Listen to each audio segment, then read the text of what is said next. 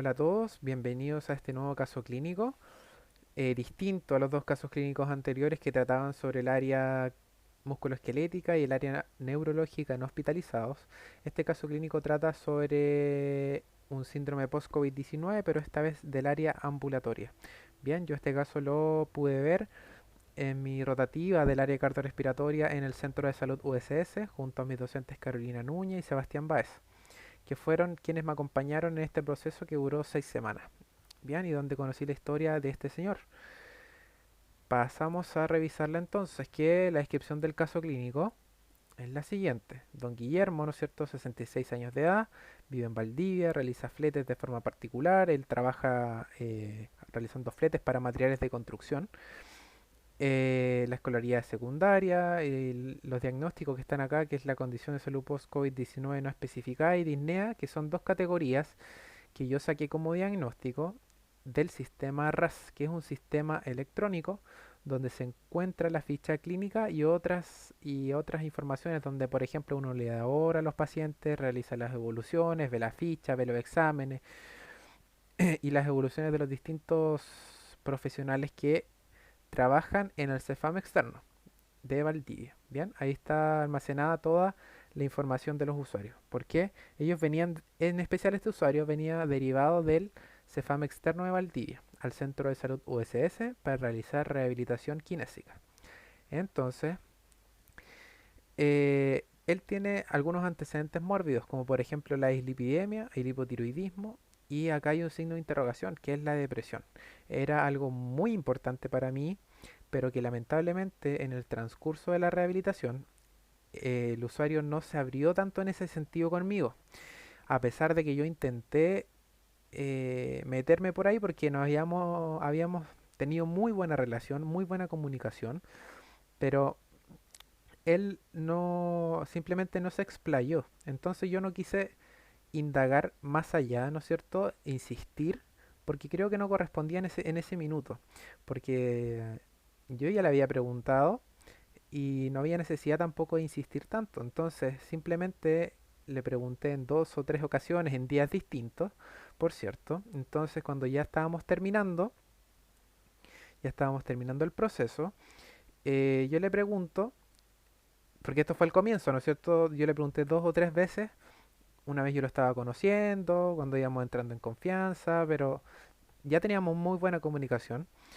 Y al final del proceso, entonces yo le pregunté que cómo se sentía, porque yo le apliqué nuevamente algunos cuestionarios, como por ejemplo el EQ5D, que hay una pregunta sobre qué tan ansioso o depresivo se siente.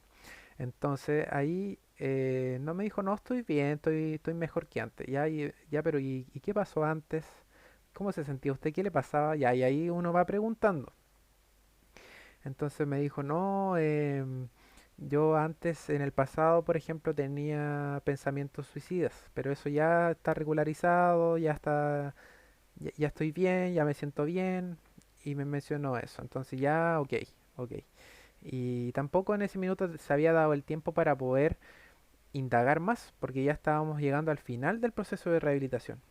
Entonces, eso, creo que aquí había un componente psicológico, emocional importante, pero que no era el objetivo de la rehabilitación en este minuto, porque era lo realmente relevante para mí y para la atención kinésica que yo le estaba dando era la condición de salud post-COVID-19, precisamente para aumentar la capacidad cardiorrespiratoria. ¿Bien?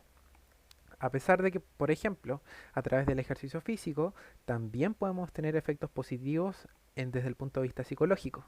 Así que de una u otra forma, directa o indirectamente, también estaba interviniendo en ese sentido. Así que muy interesante también. Él tiene un traumatismo en la mano, en el cuarto metacarpiano, donde la historia fue así, donde él dice que le da un golpe de puño a una persona y sufre, ¿no es cierto?, una fractura que posteriormente se infecta y él debe ser hospitalizado y se le realizó una cirugía para limpiar la zona afectada. Esto es realmente algo menor en el presente, cuando yo lo atendí. Para mí, nuevamente, la condición post-COVID-19 era lo que más peso tenía, el problema principal, si quisiéramos llamarlo de esa forma. Bien, Hospitalizaciones previas y relevantes, no solamente el tema del traumatismo, pero por alguna patología grave, no, solamente el tema de la mano. Las enfermedades respiratorias, hábitos o H ocasional, tabaco, drogas, no, alergias tampoco, el escitalopram, eutiroxina o Sintrom, que eran los medicamentos que él estaba consumiendo actualmente. Caídas no, banderas rojas tampoco. En este caso podría haber sido una bandera naranja, ¿no es cierto? El tema depresivo. Bien, patologías psiquiátricas no diagnosticadas. Banderas naranjas, perdón. Y acá está este análisis de acuerdo a las tablas de Framingham, que señalan lo siguiente, que es el riesgo coronario a 10 años, dependiendo si es diabético, fumador o no fumador, hombre o mujer, y de los exámenes de colesterol y también de la presión arterial. De acuerdo a todos esos datos, este usuario estaría encasillado dentro de este recuadro. Yo no tenía los valores, por ejemplo, de los exámenes de colesterol, ya que él no se había realizado. Por lo tanto, yo solamente estimé dónde se podría encontrar este usuario. Entonces, en riesgo alto probablemente no. ¿Ya? Valores de colesterol demasiado elevados o de presión sistólica demasiado elevados. Bien, él probablemente haya tenido un riesgo moderado o bajo de riesgo coronario a 10 años. Él tiene 66 años, en 10 años más va a tener 76. Por lo tanto, también es relevante este análisis. Si bien él es una persona mayor, es muy probable que en 10 años más todavía siga vivo. Por lo tanto, también es conveniente estimar este riesgo. Bien, las tablas de Framingham son una herramienta muy simple de utilizar, chicos, y sobre todo si es que la persona tiene el análisis de colesterol, ir a las tablas de Framingham es algo muy simple de hacer. El marco teórico del caso, como yo les mencionaba, siempre es bueno realizar un marco teórico para tener una idea general de la patología del usuario. Entonces, por ejemplo, acá tenemos el síndrome, los potenciales beneficios del ejercicio en el síndrome post-COVID-19, que acá se señala una definición de lo que es el síndrome post-COVID-19. Como pueden ver acá, esta es una imagen que yo saqué de PubMed. Acá esta es una revisión, bien, del año 2021, de mayo del 2021. Y acá dice Q2. Son 4 cuartiles. Eso significa Q2, cuartil 2. Esta es una herramienta que se llama Simago, SJR, que es el Simago Journal Rank. Simago es una página web donde uno puede meter el nombre de la revista y te va a dar en qué cuartil está. Entonces así tú puedes estimar la fiabilidad o la confiabilidad o el nivel que tiene la revista científica a la cual tú estás acudiendo o donde fue publicado tu artículo científico que quieres utilizar. Entonces, por ejemplo, esta estaba en cuartil 2. Como ya les mencionaba, son 4 cuartiles. El cuartil 1, 25% de mejores revistas. Cuartil 2, 50% de mejores revistas. Cuartil 3, vendría siendo, ¿no es cierto?, el 75% de mejores revistas o el 50% de peores revistas. Cuartil 4, 25% de peores revistas.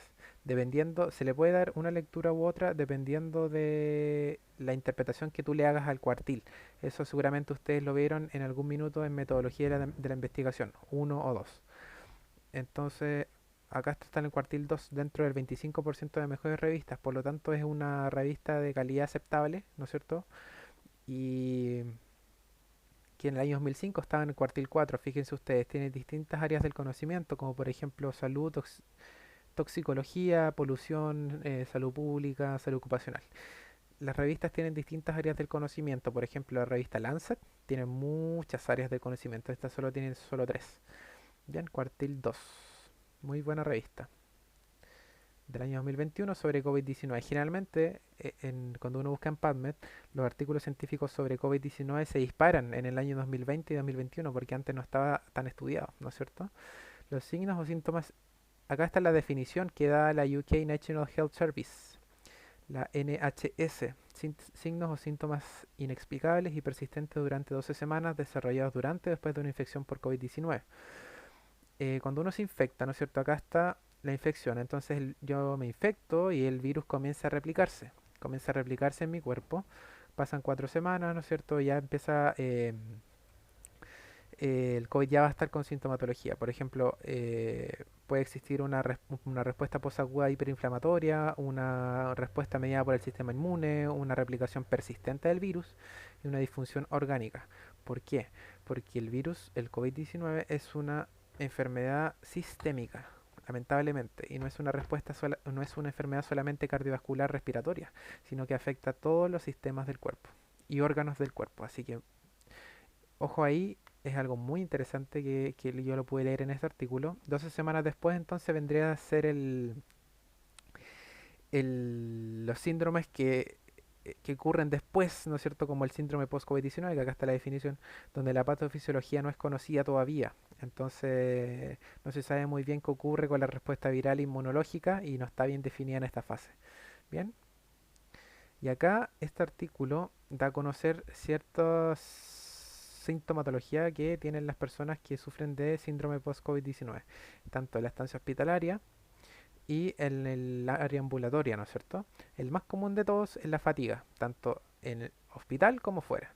Hay otros síntomas, como por ejemplo disnea, la tos, el dolor, el insomnio, el dolor de cabeza y pérdida del gusto y el olfato. Entonces, acá dice que entre el 10 y 20% de los pacientes con SARS-CoV-2 que se someten a una fase sintomática aguda experimentan efectos de la enfermedad más allá de las 12 semanas posteriores al diagnóstico.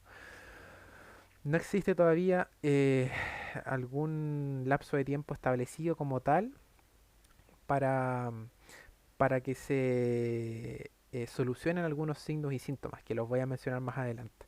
Algunos sí se puede estimar, ¿bien? Salen en la imagen. La verdadera prevalencia del síndrome post-COVID-19 aún no se conoce. Aún no se conoce. Entonces, por ejemplo, acá está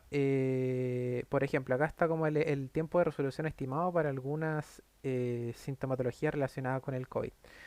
Por ejemplo, desde el punto de vista psicológico, depresión y ansiedad, síndromes postraumáticos, déficit cognitivo, dolor de cabeza, alteraciones del olfato y el gusto, estrés postraumático, problemas de sueño, neuropatía periférica, disinesia, delirio, rigidez de pecho, palpitaciones, hipotensión ortostática, síncope, disautonomía, disnea, dolor de pecho, tos, fatiga, debilidad, dolor articular, dolor muscular, dolor abdominal, náusea, diarrea, anorexia.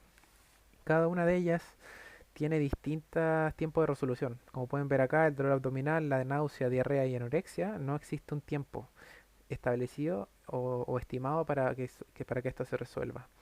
Acá hay algo interesante, ya que esto de acá no pretendo explicarlo todo, lo expliqué en su momento, pero por ejemplo acá la respuesta inmunitaria exagerada o mal dirigida es algo que es sumamente importante y relevante, porque acá existe una cascada de citoquinas muy deleteria para el sistema en general, para el cuerpo. La respuesta inmunitaria es mal dirigida, se dañan otros sistemas que no son el cardiovascular respiratorio, sino que tienen que ver con otros órganos. Por lo tanto, se afecta todo el sistema, todo el organismo. Acá existe un periodo de reservorio latencia, que dice acá, porque había una imagen donde se mostraba el virus, donde se encapsula. Entonces está, por ejemplo, en alguna zona del cuerpo y se replica, por ejemplo, y existe un reservorio de latencia. Entonces, no se sabe, por ejemplo, si es que como la tuberculosis, que puede aparecer años después, pudiese ocurrir algo similar con el COVID. Algo interesante que está todavía por investigarse. Bien. Y la integración viral del genoma, eso también es muy interesante y que es justamente porque el COVID cuando se encapsula, todo eso tiene contacto con células a su alrededor. Por lo tanto, esas células, su ADN o su conformación genética, ¿no es cierto?, se puede ver afectada por el ARN del virus y por toda la información genética que éste tenga. Entonces, esa es la integración viral del genoma, que no es que el ADN de las células circundantes a este reservorio de latencia se pueden ver afectadas por el mismo virus encapsulado. Entonces, las secuelas pulmonares, ¿no es cierto? Desde el área cardiorrespiratoria uno siempre analiza un patrón restrictivo, un patrón obstructivo, como puede ser el EPOC, por ejemplo, o bien restrictivo, como puede ser la neumonía. Entonces, acá existe un trastorno en la difusión por patrón restrictivo. ¿Por qué? Porque existe una lesión estructural del parénquima pulmonar. Entonces, restrictivo, no es obstructivo. Por ejemplo, cuando se afecta solamente la tráquea o los bronquios por hipersecreción bronquial, como en el caso de algunas patologías obstructivas. Y la sintomatología frecuente es la fatiga. Bueno, eso ya lo mencioné, ya lo mencioné. Vamos a seguir adelante. Eh, Acá es los potenciales beneficios del ejercicio físico, ¿no es cierto? Modula el dolor, mejora el bienestar general y el estado de ánimo, disminuye el estrés. Desde la parte neurológica, estimula la plasticidad neuronal, las habilidades neurocognitivas, la disfunción cognitiva, la sobrecarga alostática, la calidad del sueño, la biogénesis mitocondrial, la vasculatura, la función cardiovascular, la presión arterial, la normaliza la disautonomía, que tiene que ver, ¿no es cierto?, con el trastorno, con la hipotensión ortostática, la disnea, bueno, algo relevante de la disautonomía tiene que ver con una alteración del sistema nervioso autónomo, que a diferencia del sistema nervioso central, que no es cierto que es el que está encargado de todo lo que tiene que ver con con la activación de los músculos, todo eso, el sistema nervioso autónomo está encargado de otras funciones, como por ejemplo la frecuencia cardíaca, la sudoración, eh, la presión arterial, la frecuencia respiratoria, el que se expandan o se contraigan las pupilas, etcétera. Y entonces acá normaliza todo eso, el ejercicio físico, la disnea, el consumo de oxígeno, la función pulmonar, el estrés oxidativo, la masa muscular, la fuerza muscular, la coordinación intermuscular, la tolerancia al ejercicio, que es muy interesante y muy importante aumentar la tolerancia al ejercicio en pacientes post-COVID o otros pacientes respiratorios que, por ejemplo, tienen fibrosis pulmonar y que con suerte pueden estar de pie, no porque no tengan fuerza, sino porque les falta el aire, tienen sed de oxígeno. Yo en este minuto estoy viendo a un usuario en el hospital de Panguipulli que tiene fibrosis pulmonar. Entonces, lo máximo que puedo alcanzar con él por ahora es sedenta al borde de la cama, pararlo, realizar ejercicios respiratorios como ejercicios de palanca larga y ya con eso queda agotadísimo, chicos, y desaturando mal con 9 litros de oxígeno con una mascarilla Venturi. Entonces, mejorar la tolerancia al ejercicio es muy relevante, muy importante, sobre todo en el área cardiorrespiratoria, bien, a usuarios con patologías respiratorias. La función inmune mejora, las citoquinas antiinflamatorias mejoran, las proinflamatorias bajan sus niveles y la inmunosenescencia baja. La inmunosenescencia es un concepto que es muy interesante porque habla acerca de la del funcionamiento alterado o bien inmunosenescencia, ¿no es cierto? Como que se va apagando el sistema a medida que envejecemos. A eso hace referencia el término, a la funcionalidad de todas las células y de los sistemas orgánicos que van disminuyendo su capacidad, ¿no es cierto?, a medida que uno envejece. A eso hace referencia la inmunosenescencia, la disminuye. Por lo tanto, el organismo y sus órganos son mucho más fuertes. Bien, esto, bueno, aquí ustedes pueden revisarlo, pueden darle pausa al video y acá analizar, ¿no es cierto?, esta tabla que está completa acá. Entonces, acá esto yo lo puse porque lo encontré excelente. El entrenamiento de fuerza con uso de cargas bajas, bajo volumen y repeticiones sin falla produce mejoras considerables en la fuerza dinámica máxima, la producción de potencia y la hipertrofia muscular, al tiempo que previene la incomodidad, la fatiga o la rigidez típicas después de trabajar hasta el fallo. Por lo tanto, podemos trabajar en bajas cargas, bajo volumen, baja cantidad de repeticiones y sin llegar hasta el fallo, y aún así vamos a tener potenciales beneficios hacia la salud de la persona. Sobre todo si estamos en el área hospitalaria, chicos. En el área hospitalaria muchos usuarios no van a tolerar el ejercicio, no van a tener la fuerza, a lo mejor no te van a cooperar, van a estar desorientados, pero con el ejercicio de fuerza, baja carga, ¿no es cierto? Con muy poca exigencia, por así llamarlo, podemos generar grandes beneficios. Y acá está mi evaluación kinésica, acá está la anamnesis del usuario, donde sufre contagio de COVID-19 y posterior sintomatología asociada a disnea, perdón, de mínimo esfuerzo, dificultad respiratoria y compromiso de estado general el 20 de abril aproximadamente. Durante su estancia hospitalaria requiere ventilación mecánica y se realizan exámenes como angioTAC que descarta el tromboembolismo pulmonar pero muestra trombo endoluminar de la porción inferior de la aorta. Se decide tratamiento anticoagulante oral y evoluciona favorablemente hasta el destete. Su estancia hospitalaria dura aproximadamente 20 días. Usuario llega al centro de salud UCS de forma independiente, muy buen ánimo, donde al iniciar la evaluación menciona sentirse mejor que en semanas anteriores, incluso el 90% de sus capacidades, que lo valoramos a través de un cuestionario, actualmente sin dificultades respiratorias, funcional en sus tareas diarias y se encuentra a la espera de conseguir sentirse mejor a través de la rehabilitación para volver al trabajo. El usuario posee un núcleo familiar sólido conformado por sus 9 hijos y esposa, que actualmente 6 de ellos viven con él. Bien, tiene 9 hijos, tiene hartos. Ok, vamos a ir un poquito más rápido para que no se nos haga tan extenso el video. Persona mayor, vigil cooperador, ¿no es cierto? Acá no tengo el valor de la presión arterial, lamentablemente. 91 pulsaciones, 99 por ciento saturando. Y él no tenía. Estaba muy bien él. Al menos eso refería, porque él ya venía de 6 semanas previas con otras internas. Entonces yo cuando lo tomé, ya venía muy bien físicamente. Ausencia de ahogo excepto al realizar ejercicio intenso. Esta es la escala MRC de disnea. MRC de fuerza, MRC de disnea. Bien, dos herramientas bastante útiles a la hora de atender usuarios, tanto hospitalario como ambulatorio. Sin ruidos agregados, todo efectiva no productiva. Tenía ahí una pequeña molestia muy leve, uno, bien, la zona costal. Es algo menor, muy menor. Bien, acá nosotros realizamos la evaluación de la composición corporal, 164 centímetros. Estos datos ustedes lo pueden apreciar, ¿no es cierto?, acá en la imagen, no hay para qué leerlos. Bien, es parte de la evaluación que yo realicé. Cito stand test para valorar el fitness cardiorrespiratorio y también la fuerza extrema inferior. Este usuario era muy particular porque decía Borg 0, fatiga de piernas 0. Él no estaba cansado. Bien, después de realizar estas pruebas. 37 repeticiones alcanzó, lograr un 73% de su frecuencia cardíaca máxima al finalizar la prueba. Entonces acá bueno, yo realmente utilicé la 220 menos la edad, ¿no es cierto? Ese es el 100%, ¿no es cierto?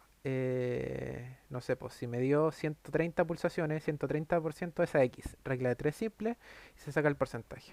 Saturación, 94%, después de la prueba y un minuto después 98, sin desaturación asociada, ¿no es cierto? Frecuencia cardíaca después 112, después 91. Bien, y acá están los valores de este test, del sitio stand test en un minuto en personas suizas. Bien, no están los valores chilenos. En este caso, por ejemplo, igual están percentiles, pero por ejemplo en percentil 50-75. Él tuvo 37, por lo tanto se encuentra dentro del percentil 50 y percentil 75. O sea, dentro del, podríamos llamar, dentro del 50% de peores resultados. Bien. La aptitud física, fuerza muscular. Acá está puntaje 60, puntaje completo. Ustedes estas pruebas ya las conocen. Abducción del hombro, flexión del codo, dorsiflexión de la muñeca, flexión de cadera, extensión de rodilla, dorsiflexión del tobillo. ¿Bien? De 0 a 5. Ojo que el MRC no es lo mismo que Daniels, por lo tanto ustedes lo puntúan como 5, 4, 3, 2, 1 o bien, sí, eso, porque el Daniels habla de M tanto, el M, ¿no es cierto? Daniels. MRC solamente en números.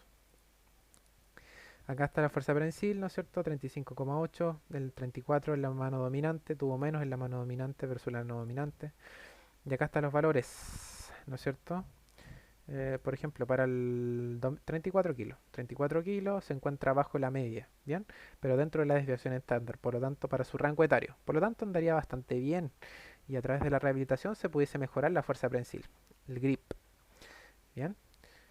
Lo mismo. Acá otras pruebas que se realizaron, por ejemplo, el SPPB de equilibrio, el Senior Fitness, no, Senior Physical Performance Battery se llama el SPPB. De equilibrio, pies juntos, semitandem, tandem, perdón, aquí son 2 puntos él tiene. Él tiene 2 puntitos acá. Mayor a 10 segundos bilateral, time up and go. Aquí la estación unipodal, mayor a 10 segundos. Con eso es suficiente. Time up and go 5,45 segundos. Acá están los valores. Bien, se encuentra mejor que la media para su edad, así que bastante bien. Sí, bastante bien. Este es el 2 minute. Step Test, que es el test de marcha de 2 minutos 100 repeticiones, ¿no es cierto? Por 2, fatiga piernas 3. Él generalmente refería poca fatiga, ¿ya? Pero se notaba cansado, solamente que él decía que tenía poca fatiga. Saturación del 95, un minuto después 98. Alcanza un 88% de su frecuencia cardíaca máxima teórica, lo mismo que yo lo comentaba, regla de 3 simple. 220 menos la edad es el 100%, lo que me dio en el test es el X. Regla de 3, se saca el porcentaje. Frecuencia cardíaca, 135. Al finalizar la prueba, un minuto después, 113, sin desaturación asociada. Bien, 100 repeticiones. 100 repeticiones, ¿no es cierto? Estaría dentro del 50% de mejores resultados para su rango etario. Por lo tanto, bastante bien. Bien. eh, no, este es de mejores resultados. No peores, mejores resultados. Bien.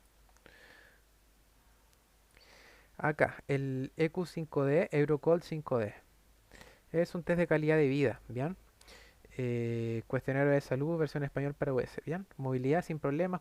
Bueno, ustedes pueden revisarlo. Este es un cuestionario muy simple. Y ansiedad, depresión, como yo les mencionaba, ansiedad de volver al trabajo. Y cuando con los alumnos previos que estaban, este alumno se puso a llorar cuando le preguntaron esto, ansiedad, depresión. Conmigo no pasó eso.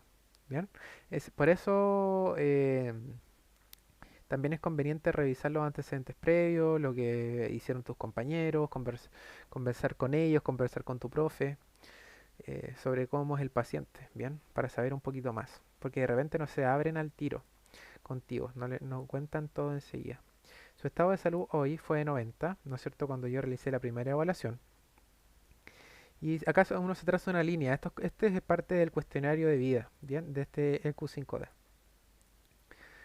Este es el cuestionario MOCA, ¿bien? Esto es lo que él realizó, ¿bien? Como ustedes pueden ver acá en la imagen, es una foto de la hoja. Tuvo 26 puntos, que es sugerente de normalidad. Menor a 24 es con deterioro cognitivo. En este caso, él está normal, ¿bien? Ningún problema. Y acá está la CIF con sus respectivas categorías del libro de la CIF, que ustedes pueden revisarlo. Acá yo utilicé categorías que yo pensé que iba a utilizar en mi internado, ¿no es cierto? Afines al internado. En los distintos internados utilicé distintas categorías. Bien, funciones mentales, sensoriales, cardiovascular, hematológico, inmunológico, respiratorio, digestivo, metabólico, endocrino, etcétera. Bien, que es por ejemplo algo que para mí tenía bastante importancia, el antecedente de COVID-19, en este caso la isnea. La neumonía no tanto, porque eso ya estaba resuelto, ¿bien? Depresión no diagnosticada, para mí eso no sabría qué importancia darle porque no pude evaluarlo. Entonces, si no puedo evaluarlo, no puedo tampoco darle una valoración o una importancia por criterio nada más. Necesito al menos, por ejemplo, aplicar algún cuestionario o alguna evaluación psicológica o quizás que derivarlo al psicólogo, porque él no quiso, eso sí, que fuese derivado al psicólogo, a salud mental. No, no quiso. Bien, el dolor costal leve, bueno, aquí ustedes ponen todo lo que tiene que ver con la evaluación, po.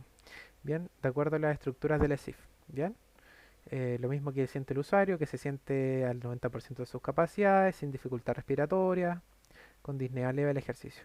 Bien, las estructuras que todo esto ustedes pueden encontrarlo, chicos. Es mucho más fácil hacer una CIF cuando uno se guía por estas categorías porque salen ideas de inmediato. Van saliendo ideas. Logra marcha independiente, para así sentarse. Con este usuario, chicos, yo estaba trabajando carga con una kettlebell o pesa rusa de 12 kilos, marcha del granjero. Bien, squats con 12 kilos de carga em, y, y cargándolo fuerte, digamos, bien, porque él es persona mayor, ¿no es cierto? Venía de una condición de salud importante, en su vida también era un poco sedentario, y aún así logramos un muy buen nivel con este usuario. Por lo tanto, no tenía mayor déficit, ¿bien? Vive junto a su esposa y 6 hijos, quienes lo apoyan, recibe apoyo de parte de su red de apoyo, más 4, ¿no es cierto? Porque acá uno le puede asignar más o menos, dependiendo de si es facilitador o si es barrera. Entonces por acá dice está acá, nivel educacional secundario. No, vive no va acá. Nivel educacional secundario. Bien, ahí lo corregimos. Y como yo les mencionaba, los factores personales no están incluidos dentro del libro de la CIF. Entonces acá está esa como intersección que ocurre. Actitudes. Actitudes podría ir perfectamente en factores personales, pero el libro de la CIF lo considera como factores ambientales. Bien, actitud, personalidad positiva y cooperadora. Más 3. Vive en un lugar cercano, al centro de salud, con morbilidades en control, estancia hospitalaria complicada. Entonces eso también es un factor personal porque forma parte de la experiencia del pasado, la experiencia de vida del usuario. Bien. El diagnóstico. Usuario, persona mayor, de iniciales YBB, 66 años, género masculino, con antecedentes de hipotiroidismo y lipidemia, coágulo intraluminal de aorta descendente, presenta disfunción del sistema cardiovascular respiratorio, sensorial y funciones mentales, secundaria a COVID-19, caracterizado por trastorno del ánimo, disnea en actividad, disminución del fitness cardiorrespiratorio, disminución de la potencia muscular, alteración del balance estático en bípedo, actualmente no ha visto limitación en la realización de sus actividades diarias. Se encuentra expectante para retomar sus actividades como persona trabajadora independiente. Los objetivos que yo me tracé con él, que, bueno, acá cuando yo realizaba mis presentaciones de caso, yo iba leyendo los objetivos específicos, ¿no es cierto? Y después yo explicaba los operacionales, no están acá puestos. Favorecer la condición cardiovascular respiratoria para lograr el retorno laboral en un periodo de un mes y medio. Objetivo general. Un mes y medio me tracé, ¿por qué? Porque es realista. Yo solamente iba a estar 6 semanas con él. Bien, no tenía más tiempo. Entonces, para mí, lo realista era eso. Y ese fue el objetivo que yo me tracé con él. Y finalmente volvió al trabajo. Porque además yo lo veía muy bien a él físicamente. Entonces dije, en un mes y medio es probable que lo logremos. Y así fue. Favorecer el fitness cardiorrespiratorio o capacidad cardiorrespiratoria, por ejemplo, con ejercicio interválico de alta intensidad o ejercicio interválico de moderada intensidad o bien ejercicio aeróbico continuo en cinta rodante o cinta sin fin o treadmill o bien en bicicleta o bien con mancuerna, con kettlebell, con ejercicio de fuerza interválico también se puede mejorar el fitness cardiorrespiratorio, sobre todo si es con resistencia o con, me refiero con intervalos por ejemplo de un minuto. Favorecer la ventilación pulmonar a través de ejercicios respiratorios, que yo ahí, por ejemplo, realizaba ejercicios de buteico, ejercicio de impresión máxima sostenida, la respiración de fuego, que es con frecuencia respiratoria aumentada a capacidad pulmonar total. Lo realizamos en supino, en una colchoneta. Favorecer la fuerza, extremidades inferiores, ya lo mencioné, ejercicio interválico de alta intensidad con peso, kettlebell, marcha del granjero, por ejemplo, con patrones motores funcionales, como puede ser la estocada, el squat también es importante, y a dos piernas, una pierna, con carga uni o bilateral, y ahí uno va jugando con el ejercicio y progresando en base a lo que analiza uno del usuario. Favorecer el balance estático y dinámico en posiciones altas, ¿no es cierto? Porque no todas las pruebas de equilibrio salieron bastante bien. Favorecer y mantener el estado cognitivo porque él es persona mayor, chicos. Entonces, a pesar de que el, el test de Moca haya salido con un puntaje de 6 sin deterioro cognitivo, siempre es bueno abordar también el tema cognitivo. Si tenemos tiempo, yo tuve harto tiempo con este usuario, entonces podía hacerlo. Y, y se puede abordar a través del ejercicio, con doble tarea. Así que ahí muy interesante. Educación sobre beneficios de la actividad física y ejercicio físico para la salud general. Para mí esto era de verdad que muy relevante porque este era un usuario, chicos, que no se quería vacunar contra el COVID-19, siendo que había tenido COVID-19 hace meses atrás. Entonces ahí tuvimos que aconsejarlo, educarlo, darle los beneficios de la vacuna, qué sé yo, recalcarle su experiencia negativa previa con el COVID-19, ¿no es cierto? La pasó mal, todo hospitalizado, estuvo lejos de su familia también sufrió y no quería entender, pues chicos, era un usuario muy llevado a sus ideas. Yo quería vacunarse contra el COVID, siento que había tenido COVID. Es como, no sé, pues, uno no se lo imaginaría. Pero así fue, pues. Y es un usuario que salió muy bien después de la rehabilitación kinésica. Con estos usuarios se puede hacer mucho, no hay que tener miedo a cargarlo, pero hay que tener ciertas consideraciones a la hora de hacerlo. No es llegar y darle con todo, sino que a través de las progresiones y a través de la variabilidad del ejercicio uno puede lograr muchas cosas, mejorar la alianza terapéutica. Eh, yo en este internado tuve muchas sesiones con este usuario, 6 semanas completas con él. Entonces mejoramos la capacidad, su estado de salud de forma considerable. De forma considerable y ojalá que ustedes también puedan realizarlo con sus usuarios en el futuro. Bien, que puedan sacarlos muchas veces de esos hábitos sedentarios o de ese pensamiento un poco retrógrado, ¿no es cierto?, llevado al pasado, donde la actividad física seguramente no tenía un papel tan relevante en ellos, pero hoy día se sabe que es eso distinto. La actividad física tiene un rol muy importante en nuestra salud general, y en mejorar nuestro rendimiento humano. ¿Bien? Tanto en todo lo que hagamos, en la misma actividad física o en nuestras actividades diarias, como kines. Nosotros como kines, por ejemplo, en el hospital, utilizamos mucho nuestro cuerpo. Utilizamos mucho el cuerpo para movilizar a usuarios, usuarios obesos. Muchas veces estás solo o con alguien más. Y eso no significa que vas a realizar poca fuerza. Si estás acompañado, tienes que darle con todo también. Por lo tanto, el ejercicio nos beneficia a nosotros y nuestros usuarios. Y hay que tenerlo muy muy en claro. Y ciertas consideraciones también con, por ejemplo, la responsabilidad con los medicamentos, con los efectos adversos del medicamento, porque puede darse que a la persona le guste mucho el ejercicio, esté medicada y salga a darle ejercicio y por ejemplo tenga un beta bloqueante y no tenga y su frecuencia cardíaca no aumente de forma significativa y le dé a un ejercicio extenuante, puede ocurrir algún efecto adverso. En este internado, chico, igual había un usuario que era hipertenso, no controlado, obeso, y se tomaba el medicamento para la hipertensión, que se lo tomaba una vez a las miles, no tenía mucha responsabilidad en cuanto a eso, se lo tomaba el medicamento para la hipertensión, se lo tomaba con un café. Y además en la semana se tomaba como tres Monster. Entonces, chicos, la educación para el usuario es muy, muy importante. Bien, se puede hacer a través de afiche, a través del diálogo, del consejo, ¿no es cierto?, de algún video, a través del WhatsApp, por ejemplo, mandarle un mensaje, algún recordatorio. Y son cosas simples que realmente pueden servirle a la persona, bien, para que mejore su condición de salud. Así que eso fue el caso del día de hoy, chicos. Espero que les haya gustado de este caso del área cardiorrespiratoria y probablemente nos estemos viendo en otro caso. Un saludo a todos y que estén muy bien.